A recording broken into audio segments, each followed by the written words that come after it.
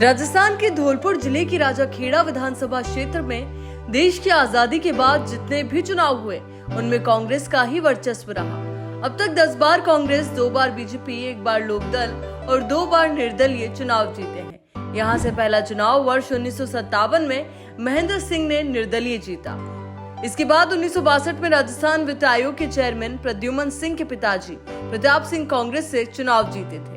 आपको बताएं कि इस बार कौन कौन मैदान में है और किसको टिकट मिल सकता है।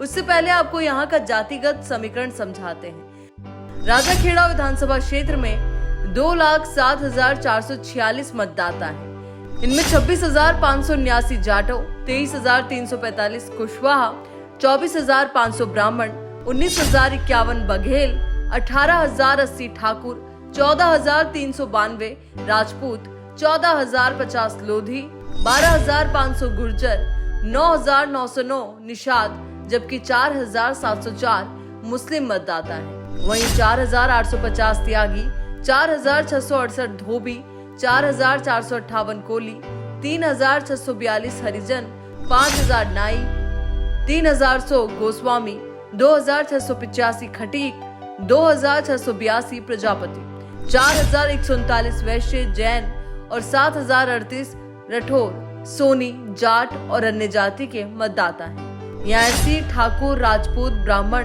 कुशवाहा और गुर्जर वोटर्स की बड़ी भूमिका है। इस सीट को कांग्रेस के नेता प्रद्युमन सिंह की सीट के नाम से जाना जाता है, क्योंकि ये वहां से कई बार विधायक रहे हैं। साल दर साल की बात की जाए तो 1994 में बीजेपी की मनोरमा सिंह विजयी रही। 1998 और 2003 में कांग्रेस के प्रद्युमन सिंह विजयी रहे। 2008 में प्रद्युमन सिंह के चचेरे भाई रविंद्र सिंह बोहरा बीजेपी से चुनाव जीते। 2013 में प्रद्युमन और 2018 में उनके पुत्र रोहित बोहरा कांग्रेस से चुनाव जीते।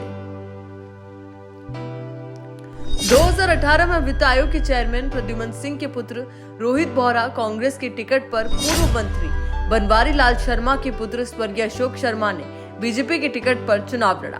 रोहित बोहरा को 76,278 और अशोक शर्मा को 61,287 मत मिले थे। रोहित बोहरा ने अशोक शर्मा को 14,991 मतों से हराया था। रोहित बोहरा को सचिन गुट का नेता माना जाता है, लेकिन मानेसर कांड में रोहित बोहरा गहलोत की तरफ चले गए। कहा जाता है कि रोहित बोहरा भी सचिन के साथ मानेसर में जाने वाले थे, लेकिन बीच रास्ते में किसी का फोन आया और रोहित वापस गहलोत कैंप में लौट गए। लेकिन रोहित की जीत में परिवार का जितना हाथ है उतना ही सचिन पायलट का, क्योंकि गुर्जर वोटर्स ने सचिन के कहने पर रोहित को वोट दिया था। वहीं अगर इस बार दावेदारों की बात की जाए तो इस साल के आखिर में होने वाले विधानसभा चुनाव में यहां कांग्रेस और बीजेपी में सीधा मुकाबला होना है, क्योंकि स्वर्गीय अशोक शर्मा की पत्नी नीरजा शर्मा बीजेपी से टिकट मांग रही हैं। साथ ही बीजेपी से एमपी कैडर के सीनियर आईपीएस पवन जैन भी टिकट की दौड़ में है। अब देखना होगा कि इस बार के होने वाले चुनाव में बीजेपी किस चेहरे पर दांव खेलेगी, लेकिन चुनाव कांटे का माना जा रहा है। कांग्रेस की तरफ से रोहित बोहरा ही मैदान में होंगे।